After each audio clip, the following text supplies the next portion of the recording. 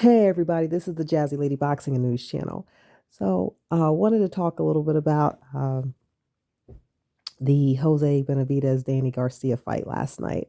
Um, interesting, interesting fight. I think it was pretty easy to score. I gave Danny pretty much every round.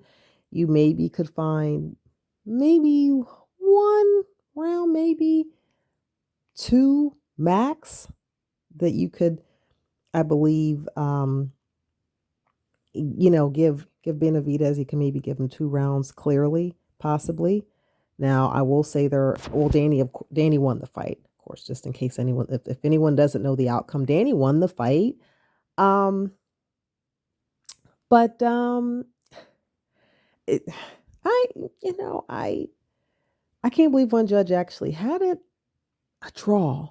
I don't know how they saw 6 rounds to give to Jose. Um, Nothing against Jose. Seems like probably an okay guy in real life.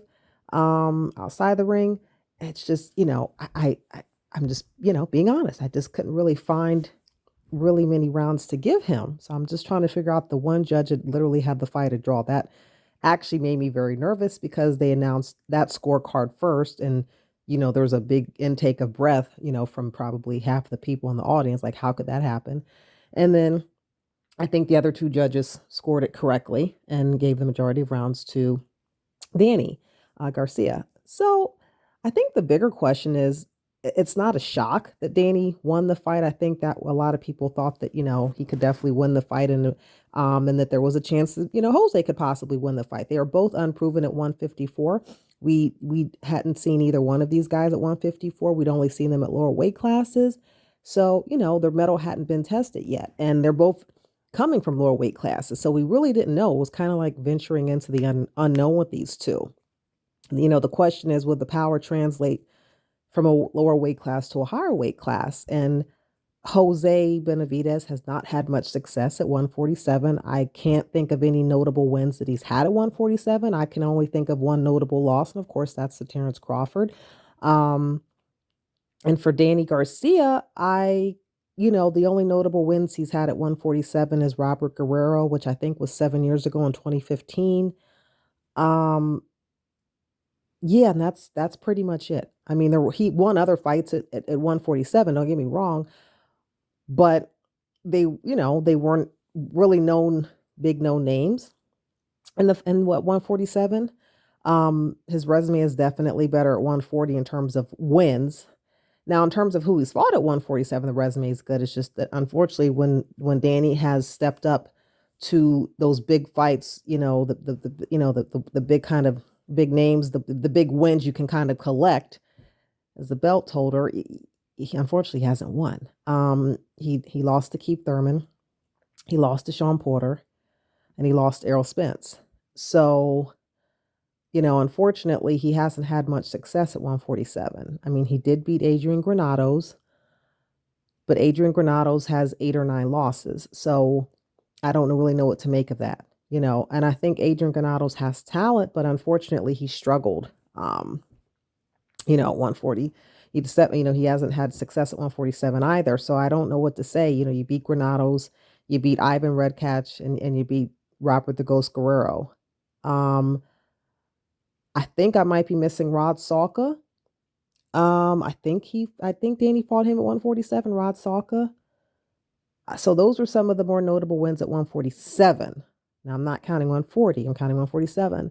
So Danny didn't have a lot of success at 147 and he was moving up from a smaller weight class. So why would I assume he would have more success at another weight class? Because when he went up in weight, he didn't have much success. So if he goes up again in weight, I'm assuming he may not also have a lot of success either. So I wasn't sure what to think, right? Because, the power didn't necessarily translate to 147 when he moved up. I didn't know if it was going to translate to 154.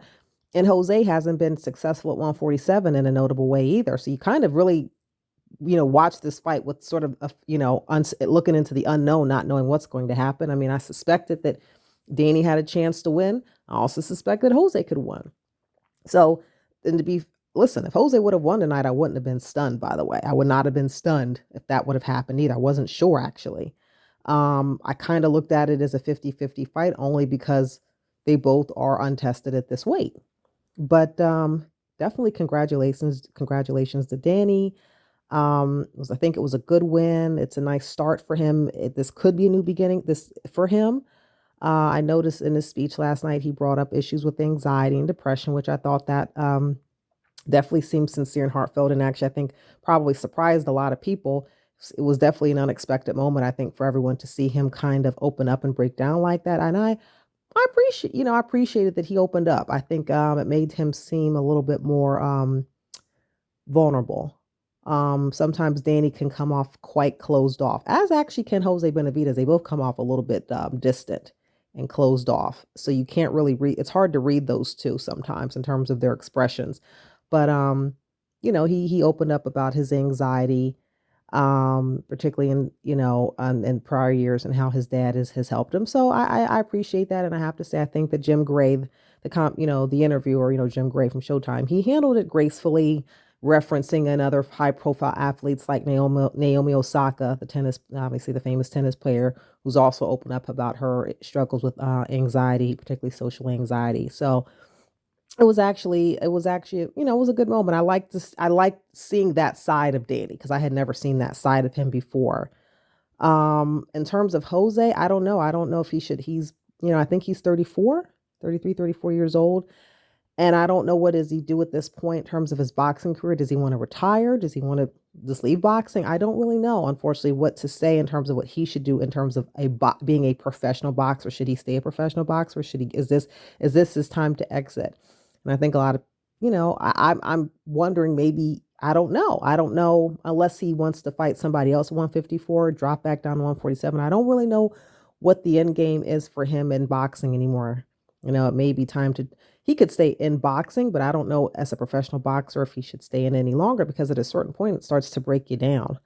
If you're not having a lot of success. And unfortunately, he had a draw in his last fight, but that was extremely controversial because a lot of people that saw it, including myself, didn't necessarily think he won that fight. And he was in his hometown of Phoenix, Arizona, so that was suspicious. Um, but in terms of Danny, what does he do? The question with Danny is also, where does he go from here? I mean, I know he called out, he did bring up Arislandi Laura. I sort of startled me a little bit. I'm like, I don't know about that. I don't think you're ready for him. Arislandi is extremely, extremely talented. He's comfortable with the weight. This is his weight class. He's been in his weight class for years. I don't know if Danny should jump into that. Um, yeah, Arislandi Laura is really, he has, some just really good skill and technique and footwork. And I don't know, even though Danny had this one against Jose, Jose's just coming up from a lower weight class like him. So he's not really fighting anyone that's been proven with exceptional skill at 154 as a junior middleweight. And I don't know if Arislandi Laura is the guy that you want to, really try to get your feet wet with. Right. I know Tony Harrison was in attendance, and of course he was, staring right at him, looking like, yeah, I don't know if you want to try Tony Harrison. Actually, I think that would be an interesting fight. I would love to see him and Tony Harrison fight. I think that Tony Harrison would probably beat him. I'm pretty sure he would, but it'd be interesting to watch. I don't think Danny's going to beat him, but it'd be interesting to watch. Um, I don't know who he should fight at 154. I don't know. I just feel like at 154, he's not going to find a home. I just don't know who I give him a good chance of beating at 154. There's no one that I can say, yes, I'm sure Danny's going to beat him, or that I'm comfortable with. I can't really think of anyone there. What, J-Rock? Well, I think I heard last night is moving up to 160. I believe Jaron Ennis was hosting the undercard or commentating on the undercard fights earlier the night before the main undercard started. And I believe it was Jaron Ennis that said that Julian Williams, J-Rock, is moving up to 160. So if that's true, I guess, okay, he wouldn't have to fight him. But even if J-Rock stays at 154, I know that's not good for Danny. I don't think Danny wants to fight him. No. Jarrett Hurd also moved up to 160, but even if Jarrett Hurd was still back at 154, I would also not think that's a good idea for Danny to fight Jarrett Hurd. But it could be interesting. I don't know I like Jarrett Hurd. I'm not 100% sure though about him sometimes. at 154. I think he could beat Danny, but I don't know. I don't know. Something about Danny. I'm not sure about anybody. It's a really 154 is tough. That's a tough division. There's a lot of killers in that division. So I don't really know. And I'm not even going to bring up Jermell. Why would I even bring up Jermell? Jermell would, come on. That's not even, no. Jermell Charlo, if he fights Danny, no, that's not going to be good at all. He's going to destroy him. So I don't really know who Danny's next fight should be. If someone would say, well, who do you recommend he fight next? I'm sitting here really pondering who I think would be another good test fight for him or step up. And I'm really seriously trying to think of who, and I'm not even 100% sure who. I mean, maybe Tony Harrison. I guess.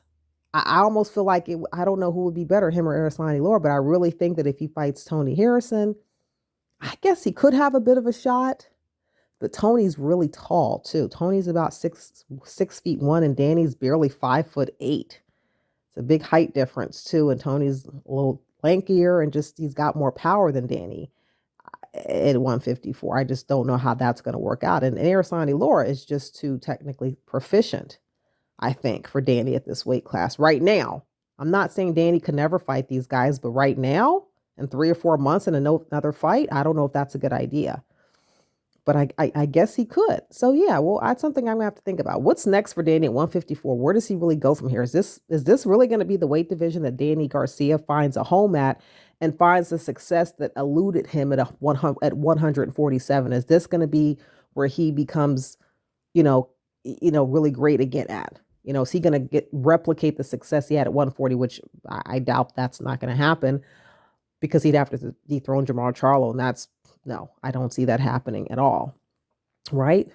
But yeah, so interesting night of boxing. I have to ponder what's next for Danny Garcia in the future, and if it's time for, Jose Benavidez maybe to think about a life outside of being a professional boxer.